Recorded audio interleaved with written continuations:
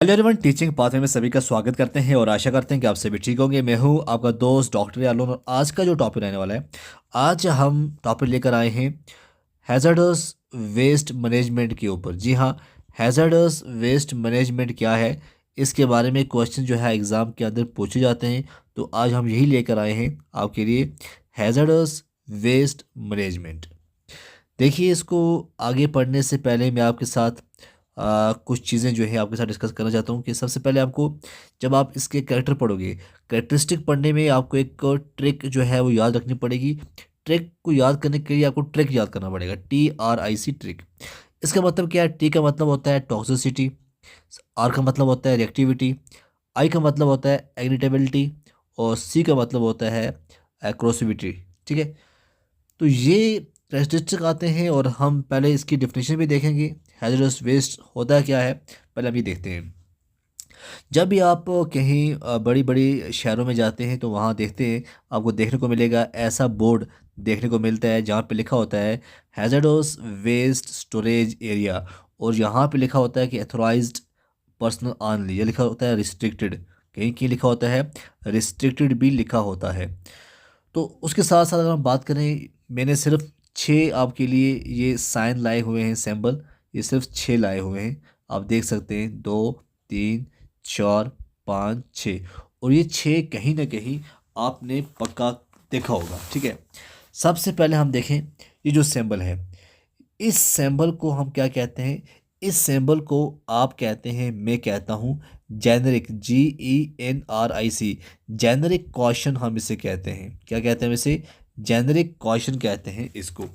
दूसरा जो आता है, इसका मतलब होता है हाईली फ्लेमेबल। ठीक है, पहले थोड़ा मैं इसको थोड़ा कम करता हूँ, पेन चेंज करता हूँ। ठीक है, ये देखो, ये है हाईली हाईली फ्लेमेबल,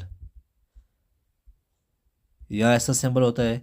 फिर आपने देखा होगा ऐसा सिंबल, इसका मतलब होता है बायोलॉजिकल। जी हाँ, बायोलॉजिकल हैज़ार्ड। फिर आपने ऐसा सिंबल भी देखा होगा, ऐसा सिंबल जो होता है इसे हम कहते हैं आयोनाइजिंग रेडिएशन। क्या बोलते हैं? आयोनाइजिंग रेडिएशन कहते हैं। आगे जो है इसका मतलब होता है हाई वोल्टेज। क्या होता है? High voltage. और ये जो है इसका मतलब है टॉक्सिक। जब आप इन सैम्बल को देखते हो तो आपको पता चल जाता है कि यहाँ पे जो कुछ भी है ये कोई हैज़ार्डस मटेरियल है, वेस्ट है या कुछ भी है, बट हमें ये लगता है कि यहाँ गड़बड़ है, यहाँ पे गड़बड़ हो सकती है। हमें बहुत ज़्यादा ध्यान रखना पड़ेगा, हमें क्या कुछ करना होगा, ये आगे हम देखते हैं। सबसे पहले हम देखेंगे इसका इंट्रोडक्शन। देखिए, सॉलिड एंड हैज़ार्डस वेस्ट जो होते हैं, सॉलिड और जो हैज़ार्डस वेस्ट जो होते हैं वो क्या होते हैं?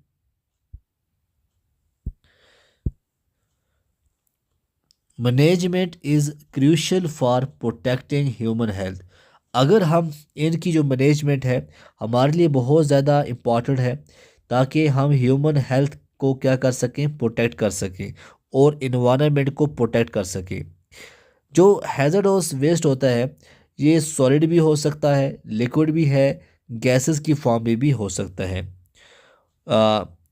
That is due to its physical, chemical, biological characteristic को लेकर, और ये हमारे लिए थ्रेट सपोज हो सकता है जब हम इसे इम्प्रॉपरली ट्रीट करेंगे, इम्प्रॉपरली स्टोर करेंगे, इम्प्रॉपरली ट्रांसपोर्ट करेंगे, या इम्प्रॉपरली इसको हम डिस्पोज ऑफ करेंगे। तो इस लेक्चर में आपको पूरा दिखाऊंगा मैं इसके बारे में। आई होप पूरा आपको पसंद आएगा लेक्चर। पहले आपको पढ़ना चाहिए डेफिनेशन क्या है।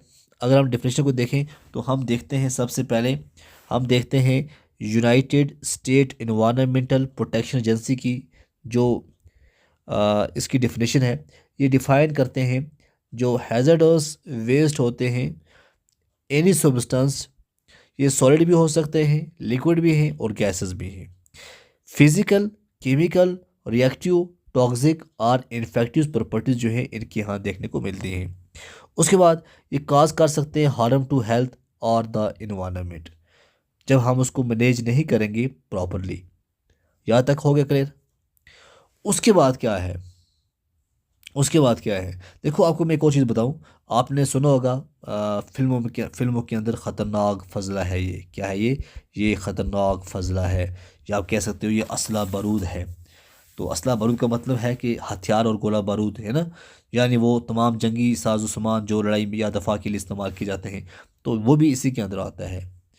अब देखो सोर्सेज क्या है, हम आते हैं अपने पॉइंट पे। यहाँ से हम देखेंगे सोर्सेज। सोर्सेज को आप खूब अच्छी तरह से समझना। सोर्सेज ऑफ हैज़ार्डस वेस्ट का क्या कुछ है। हैज़ार्डस वेस्ट जो होता है ये जनरेट होता है बहुत सारे सोर्सेज। जैसे हम बात करें, पहला सोर्स हम डिस्कस करेंगे इंडस्ट्री का। किसका करेंगे हम? इंडस्ट्री का हम सबसे पहले करेंगे। इंडस्ट्री के अंदर क्या आते हैं? केमिकल्स आते हैं, फार्मास्यूटिकल्स आते हैं, टेक्सटाइल्स आते हैं, इलेक्ट्रॉनिक्स आते हैं, ठीक है ना, इलेक्ट्रॉनिक इंडस्ट्रीज आती है। तो जब हम देखते हैं इंडस्ट्रीज़, पहली यहाँ पे बात हुई है केमिकल्स की, ठीक है। तो पहला पॉइंट हम केमिकल के ऊपर ही उठाएंगे। केमिकल के ऊपर ही हम पहला जो है टॉपिक उठाएंगे। केमिकल में बच्चों क्या होता है, केमिकल के अंदर टॉक्सिक केमिकल्स जो होते हैं, टॉक्सिक बहुत ख़तरनाक केमिकल्स होते हैं। जैसे हम बात करें पेस्टिसाइड्स, क्या होते हैं? पेस्टिसाइड्स होते हैं, या हम कह सकते हैं सॉल्वेंट होते हैं, या एसिड होते हैं। जैसा कि आपने देखा होगा रिसेंटली क्या होता है पेस्टिसाइड को लेकर, आपने देखा होगा जम्मू कश्मीर के अंदर क्या हुआ है। रजौरी जो डिस्ट्रिक्ट है, रजौरी डिस्ट्रिक्ट के बुदेल विलेज के अंदर एक चश्मे का पानी पीकर कम से कम 17-18 लोगों की मौत हो गई, और बाद में पता चला कि वहाँ पे कुछ पेस्टिसाइड वगैरह थे, ठीक है ना। तो ये जो चीज़ें होती हैं ना, केमिकल्स, ये बहुत ख़तरनाक होते हैं। और ये केमिकल्स कहाँ से आते हैं? ये इंडस्ट्री से आते हैं बच्चों, ठीक। इसी तरह से इंडस्ट्री से केमिकल्स के अंदर ही हम बात करेंगे, कुछ हैवी मेटल्स आते हैं। क्या आते हैं? हैवी मेटल्स आते हैं। और हम हैवी मेटल्स को देखें बच्चे, हैवी मेटल्स के अंदर सबसे पहला नाम आता है मरकरी का। मरकरी के बाद बच्चों नाम आता है लेड का। लेड के बाद बच्चों नाम आता है कैडमियम का। यहाँ तक क्लियर हो गया। अब जब हम यहाँ तक क्लियर कर चुके हैं, उसके बाद हम देखेंगे जो मरकरी है। मरकरी आपने देखा होगा कितना इम्पॉर्टेंट है। इम्पॉर्टेंट क्यों ना हो, ये इम्पॉर्टेंट क्यों ना हो, क्योंकि मरकरी की वजह से, मरकरी ही की वजह से आज तक लोग देख रहे थे। आज तक आप उस ट्रेजिडी को नहीं भूल सकते जो जापान के अंदर हुई थी, और वहाँ पे मीना मैटा एक डिज़ीज़ जो है वो फैल गई थी। मीना मैटा डिज़ीज़ किस से फैली हुई थी ये अभी पता होना चाहिए। तो मीना मैटा डिज़ीज़ मरकरी से ही फैली थी, और ये जापान के अंदर फैली थी। तो देखा कितना ख़तरनाक हो सकता है। और मीना मैटा डिजीज़ क्या कुछ करती है, या आप बेहतर जानते हो कि आप पढ़ना भी, या हेल्थ का हर एक इशू जो है इसके साथ टच होता है। उसके बाद हम बात करें कैडमियम। कैडमियम इम्पॉर्टेंट क्यों है? कैडमियम का जब नाम आता है तो मेरे दिमाग में एक और बीमारी का नाम आता है, जिसे हम कहते हैं इटाई एटाई डिजीज़। क्या बोलते हैं हम? इटाई एटाई डिजीज़ कहते हैं। और ये भी हुई थी कहाँ पे? जापान के अंदर हुआ था ये ट्रेजिडी। कैडमियम जब लीक हुआ था तो उससे ऐसा देखने को मिला। तो ये सब कहाँ से आ रहे हैं? ये इंडस्ट्री से आ रहे हैं, ये केमिकल्स आ रहे हैं। उसके बाद बच्चों क्या है, एक और होता है, कुछ होते हैं ऐसे जो हम बोलते हैं क्रोसियो सब्सटेंस। क्या बोलते हैं हम? क्रोसियो सब्सटेंस कहते हैं बच्चों। क्रोसियो सब्सटेंस की बात करें बच्चों, इसमें क्या है, इसमें जैसे आता है सल्फोरिक एसिड, सल्फोरिक एसिड के साथ साथ आता है नाइट्रिक एसिड, ठीक है। अब सल्फोरिक एसिड और नाइट्रिक एसिड भी बहुत ख़तरनाक हैं। ये आप, अगर आप हायर सेकेंडरी में पढ़ रहे हैं, वहाँ लैब के अंदर आप देखोगे बड़ी सोच समझ के काम करना पड़ता है। कॉलेज में पढ़ रहे होंगे तो कॉलेज की लैब के अंदर आप देखोगे, ठीक है। तो बहुत सोच समझ के बहुत ख़तरनाक हो सकता है। उसके बाद बच्चों यहाँ पे आता है VOC। VOC भी जो आते हैं ये भी इंडस्ट्रीज से आते हैं, जिसे हम कहते हैं वोलाटाइल, वोलाटाइल ऑर्गेनिक कंपाउंड कहते हैं बच्चों। क्या बोलते हैं? वोलाटाइल ऑर्गेनिक कंपाउंड्स कहते हैं बच्चों। और ये जो होता है इसके अंदर आता है बेंजीन। क्या आता है? बेंजीन आता है। इसके अंदर आता है टोलिन, ठीक। और वो क्या होता है, ये ऐसे इनऑर्गेनिक होते हैं, थोड़ा पता होना चाहिए आपको, ऑर्गेनिक होते हैं। Organic chemicals, organic chemicals that evaporate easily easily at room temperature। तो आपने देख लिया, हमने अगर सिर्फ इंडस्ट्री ही उठाया, इंडस्ट्री ही में आपने मोटा मोटा जो हमने लिखा, तो आप समझ गए होंगे कि कितना कुछ यहाँ पे हो सकता है। अब ये वोलेटाइल ऑर्गेनिक क्या करते हैं, ये आपके रिस्पिरेटरी की बात करें, आपकी सिकर की बात करें, तो कभी कभार कैंसर भी ये काज कर सकते हैं। अब आता है बच्चों दूसरा एक और इम्पॉर्टेंट, वो आता है पेट्रोलियम। पेट्रोलियम भी बहुत इम्पॉर्टेंट है। पेट्रोलियम की अगर हम बात करें, पेट्रोलियम बहुत ज़्यादा इम्पॉर्टेंट है। ऑयल स्पिल्स आते हैं, इसके अंदर स्लज आता है, केमिकल रेजिड्यूज आते हैं। किसके अंदर आते हैं? पेट्रोलियम के अंदर आते हैं। पेट्रोलियम की जो रेफिनरीज होती हैं, अब क्या है, पेट्रोलियम की रेफिनरीज जो होती हैं, ये मेन पॉइंट क्या है, ये होती हैं आर फैसिलिटीज़। ऐसी फैसिलिटीज़ होती हैं जो प्रोसेस करते हैं क्रूड ऑयल को। किसको? Crude oil into useful product, into useful product. अब यहाँ देखो, यहाँ क्या हो रहा है, यहाँ पेट्रोलियम की जो रेफिनरीज होती हैं, ठीक है, जो प्रोसेस करती हैं क्रूड ऑयल को इनटू यूजफुल प्रोडक्ट। जैसे कौन कौन सा प्रोडक्ट आता है, लाइक आपका गैसोलीन आता है, आपका डीजल आता है, आपका पेट्रोलियम आता है। अब जब प्रोसेस होती है, जब क्या होती है, डूरिंग प्रोसेस, आप लिख सकते हैं डूरिंग प्रोसेस। देखो आपको ये नोट बन रहे हैं, अगर आपका बड़ा क्वेश्चन आ गया 5 मार्क्स का, तो आप अच्छी तरह से ये लिख सकते हैं पूरा। मैं कोशिश कर रहा हूँ समझाने की पूरी अच्छी तरह से। डूरिंग प्रोसेस बहुत सारे जो हैज़र्डस वेस्ट होते हैं, हैज़र्डस वेस्ट जो होते हैं वो जनरेट होते हैं। क्या होते हैं? जनरेट होते हैं, और जो काज करते हैं which pose significant risk, significant risk pose करते हैं टू ह्यूमन हेल्थ। यहां तक क्लियर हो गया? अब देखो यहां पे पहला पॉइंट आता है ऑयल स्पिल्स। क्या आता है? ऑयल स्पिल्स का नाम यहां पे आता है, ऑयल स्पिल्स। ठीक है, अब ऑयल स्पिल का क्या रोल है? ऑयल जब एक्सीडेंटली, ऑयल जब रिलीज हो जाता है, oil released accidentally into environment, into environment, उसमें क्या होगा? अब इन्वायरमेंट में क्यों होगा? कभी कभार equipment due to equipment fail, क्या होता है, कभी कभार इक्विपमेंट फेलियर हो जाता है, या पाइपलाइन लीक हो जाती है, पाइपलाइन लीक हो जाती है, कभी कभी देखा गया है। ठीक है ना? तो इसका जो इम्पैक्ट आता है बच्चों, इसका अब इम्पैक्ट क्या आएगा? इसका जो इम्पैक्ट आएगा वो आएगा वाटर का कंटेमिनेट होना। वाटर के अंदर ये चले जाते हैं, वाटर का कंटेमिनेशन। वाटर कंटेमिनेशन मतलब क्या है? या तो रिवर में, या तो लेक में, या तो ओशन में ये जाएंगे, और जब वहाँ जाएंगे वहाँ एक्वाटिक लाइफ का नुकसान होगा, बोट्स का नुकसान होगा, फिशेस का होगा, ठीक है, एक्वेटिक इकोसिस्टम का होगा। तो ऐसा हमने देखा, जब आपने पढ़ा होगा एग्जॉन वेल्डेज, एग्जॉन वेल्डेज, ये ऑयल स्पिल हुआ था कब? 1989 में अलास्का के अंदर। ठीक है, तो ये आप जब पढ़ोगे ना ऑयल स्पिल, तो बहुत सारा मैरीन लाइफ जो है वो नुकसान में आया था।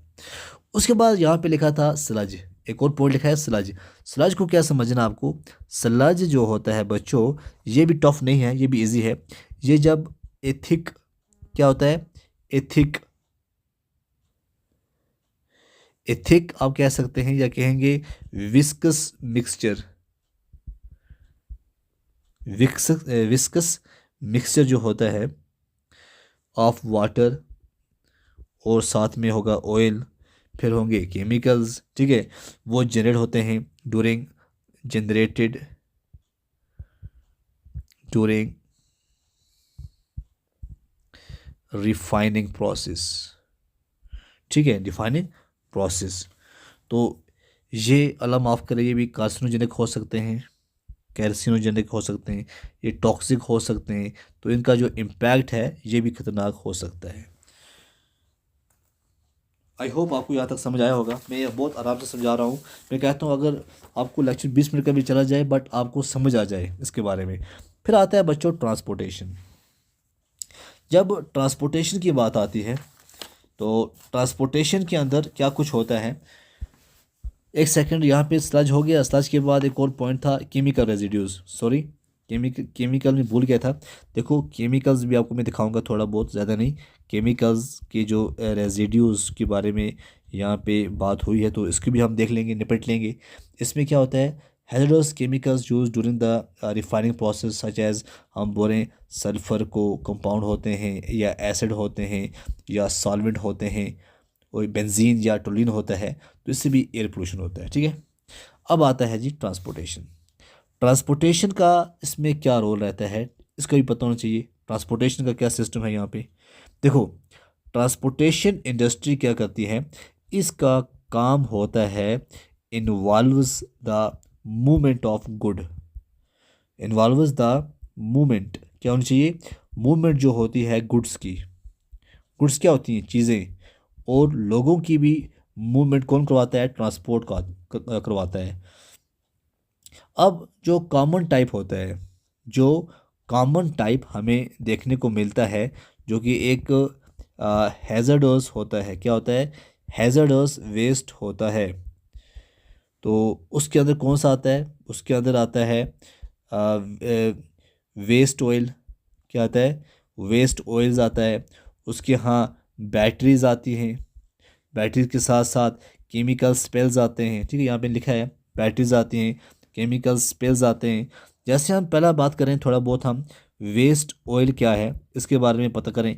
वेस्ट ऑयल क्या होता है, वेस्ट ऑयल का मतलब होता है अगर जो वहाँ पे होगा मोटर ऑयल होगा, मोटर ऑयल के साथ साथ लुब्रिकेंट्स जो होते हैं, लुब्रिकेंट्स होंगे, तो ये क्या करेंगे, ये अगर सोइल के साथ आ जाते हैं, can contaminate soil and water, तो तब क्या करेंगे, तब ये ग्राउंड वाटर को पोल्यूशन करेंगे। ग्राउंड वाटर को क्या करेंगे, पोल्यूट करेंगे। तो ग्राउंड वाटर का पोल्यूशन होगा। उसके बाद क्या होगा, ह्यूमन हेल्थ जो है, जो हमारी ह्यूमन हेल्थ है उसकी रिस्क हो जाएगी। सिकन की प्रॉब्लम आ जाएगी। सिकन के साथ साथ हम बात करें रिस्पिरेटरी, रिस्पिरेटरी प्रॉब्लम आ जाएगी। ठीक है, तो रिस्पिरेटरी प्रॉब्लम है, सिकन की प्रॉब्लम है, इससे आ सकती है। उसके बाद लिखा है बैटरीज।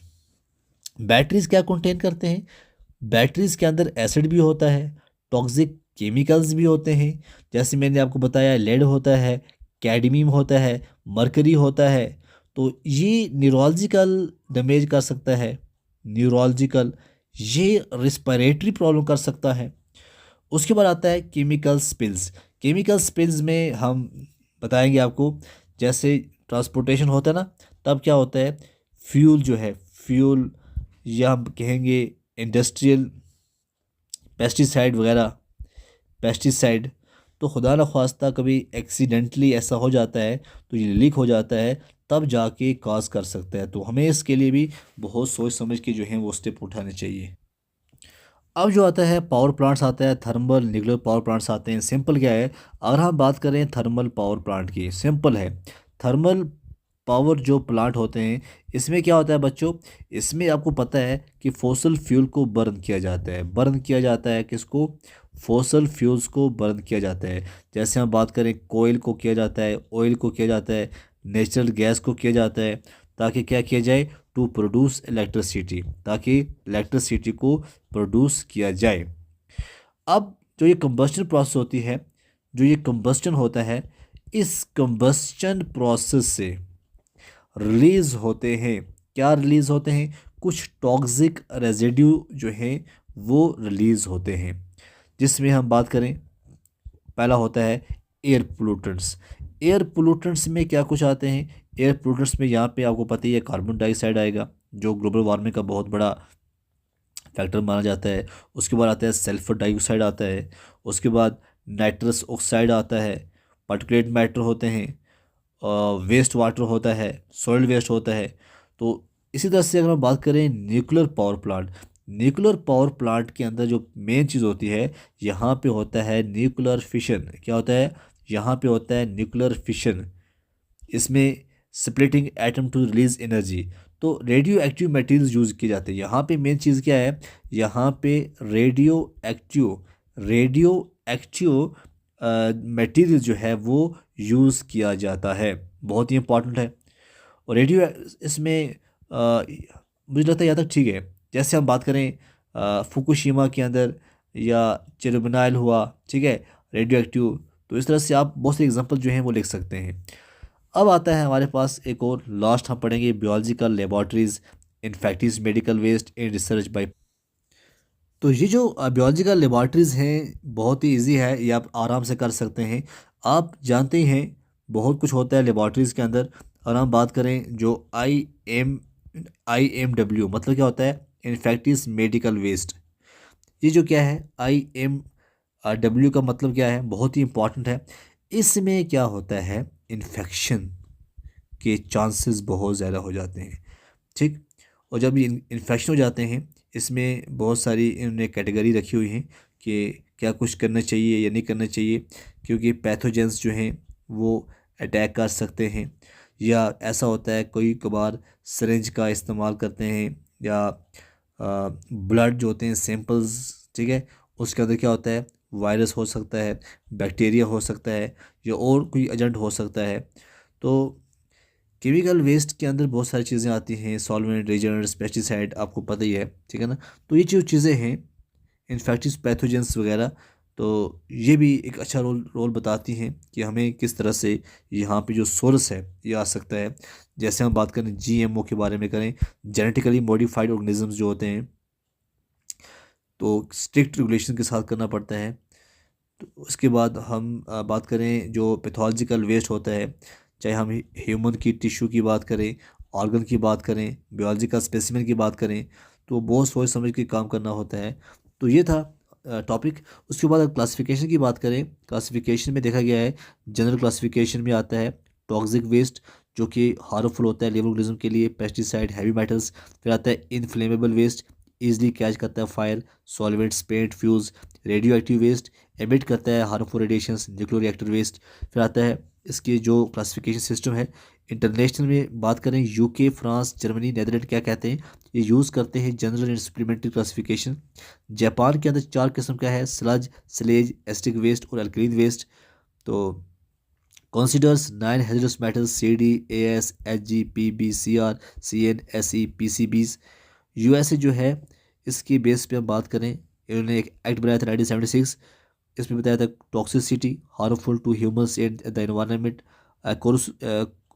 कोरोसिविटी, डिस्ट्रॉय मटेरियल्स और human tissue, ignitability, easily combustible, ठीक है। फिर है रिएक्टिविटी जो हमने बताया आपको पहले ही, जो आपको हमने बताया था, ठीक है ना। तो एक्सप्लोसिव और केमिकल अनस्टेबल।